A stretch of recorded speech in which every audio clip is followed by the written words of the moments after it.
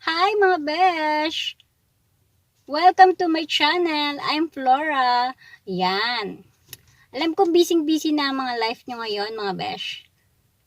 Kasi nagpe-prepare na kayo ng mga gagamitin nyo, ng mga ihanda nyo para sa Pasko. So, that's why I'm here to help you and to give you some tips and tricks para mas mapadali at mas mapaganda yung inyong pag-gift wrap. So, tara na mga besh! Let's go!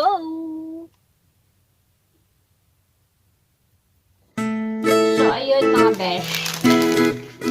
Sa pag-start natin, kailangan i-prepare natin yung mga kailangan natin gamitin. Siyempre, yung ating gunting, yung gagamitin natin gift wrapping, at scotch tape.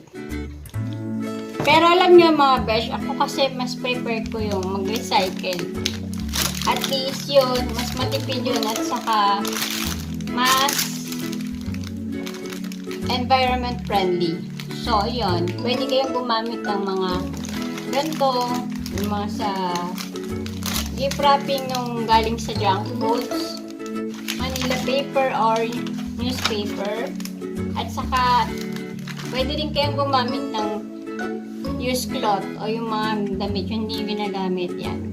Kupitin nyo lang siya para maging maayos tingnan. Tapos, gagamit din tayo ng goma. Ayan mga besh. Rubber band. So, ayan mga besh. Pero, pwede rin kayong gumamit ng mga used na gift wrapping. Aside from this. Mag-gift wrap na tayo ngayon mga besh.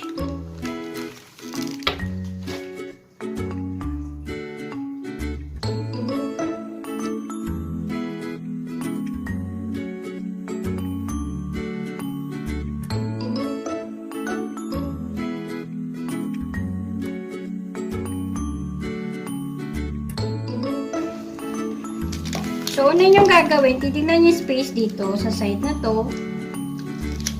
Kapag tinupi mo siya, kailangan kalahati nung regalo mo. Para matatakpan niya lahat. Yan. Para pag ginupit mo, sakto lang siya. No? Yan. Kupitin na natin. Dito sa side naman. Side na to, dito.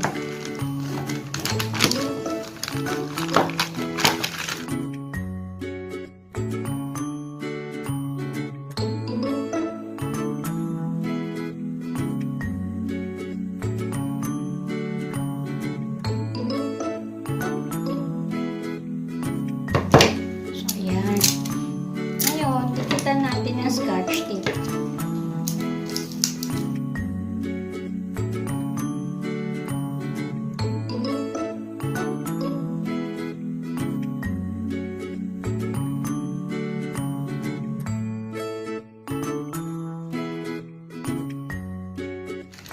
Itupi natin itong dulo sa kabila, mga besh, kasi para maganda tingnan, no? Para pag tinupi mo siyang ganyan, di ba, malinis. Lagyan natin siya ng tape. Yan, pwede kayo gumamit ng double-sided or scotch tape, glue, ganyan.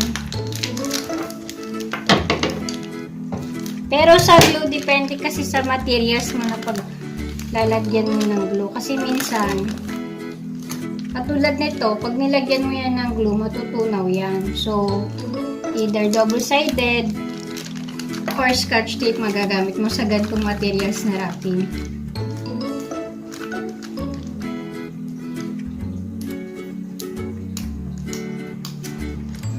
Yan, mas malaki. Para tumikit siya. Yan. Diba? Yan, lalagyan natin ng tape. Etong side na to.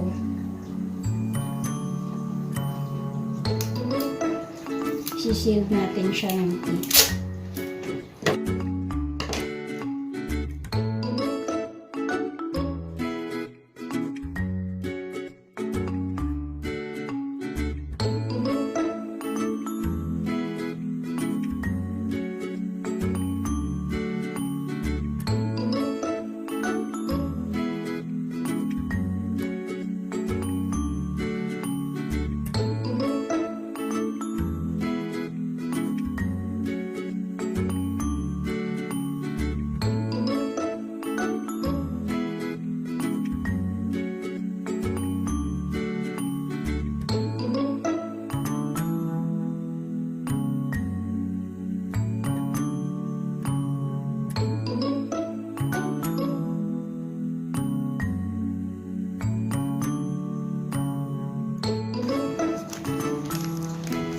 Tapos, yung isang side, yung kabilang side din, ganyan din. Kung paano mo siya didikit.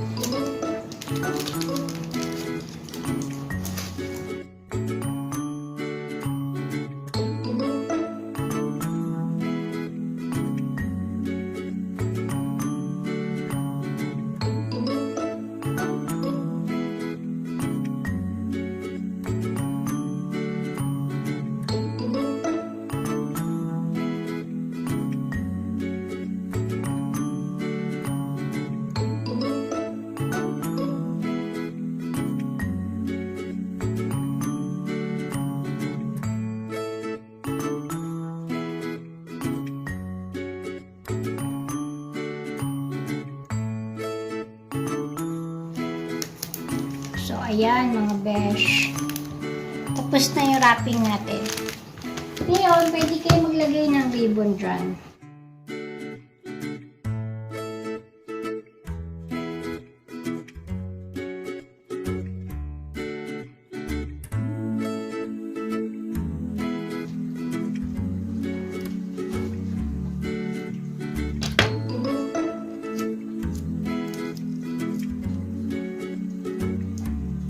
So, ayan mga besh. Pwede mo siya lagyan ng ribbon. Ayan. Para mas magandang tingnan. Diba? Cute.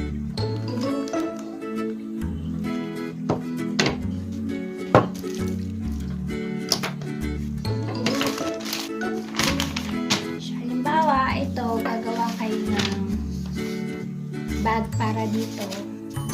Zip wrapping ng bag.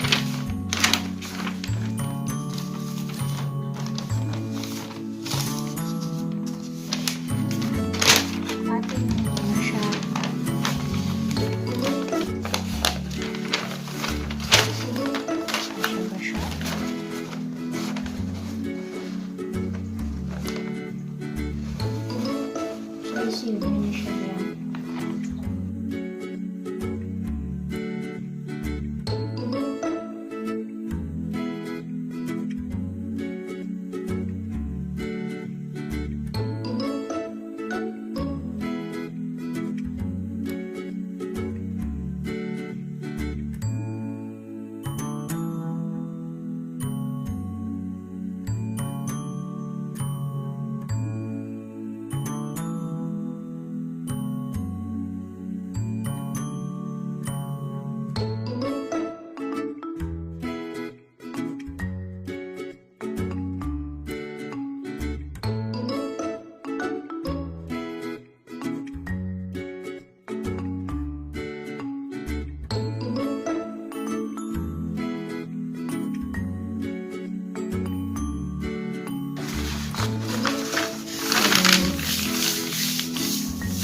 Siya, yan mo siya ng space sa ilalim.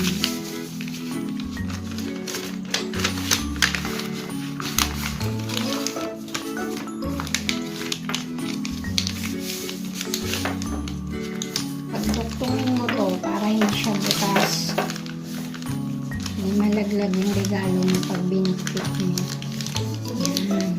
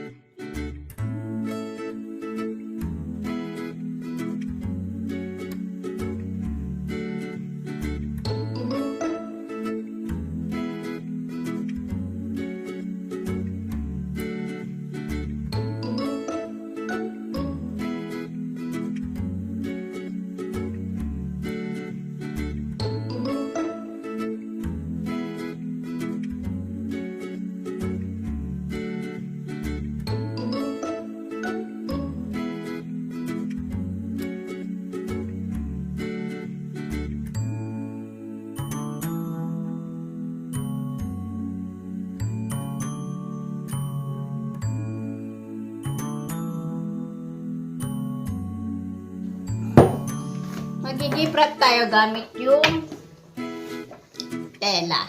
Yan. So, ako mas gusto ko gamitin yung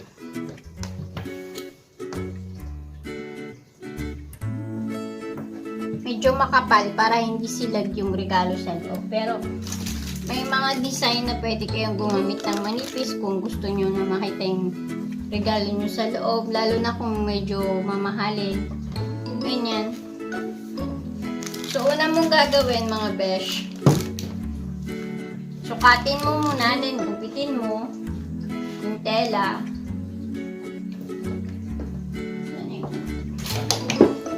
Tapos, make sure na mababalot mo lahat yung side niya. Yung walang nakikita.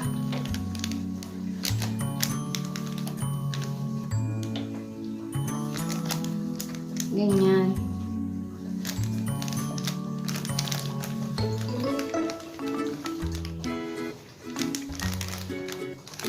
So, kung okay na, lagyan mo na siya ng goma.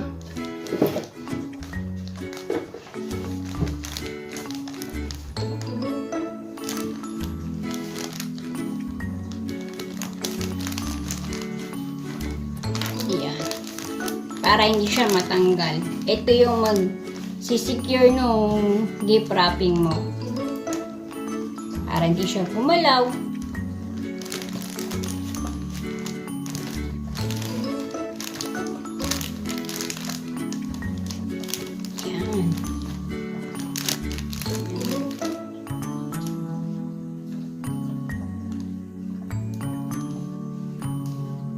Tapos, yung sobra, ayan, i-roll mo lang. Yung mga edges, i-ano mo siya, mga besh. Itago mo, para maganda tingnan.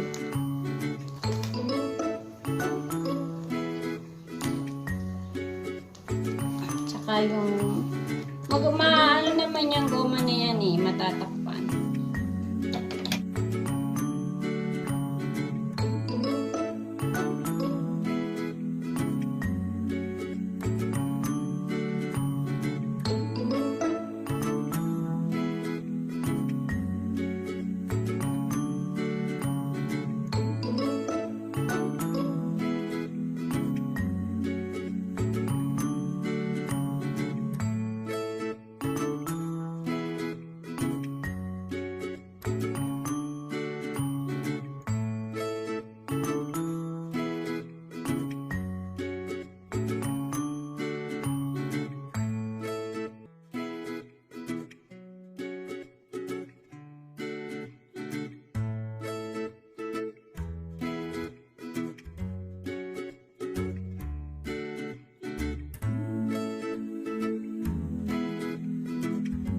Ito yung uso na gift wrapping ngayon mga besh.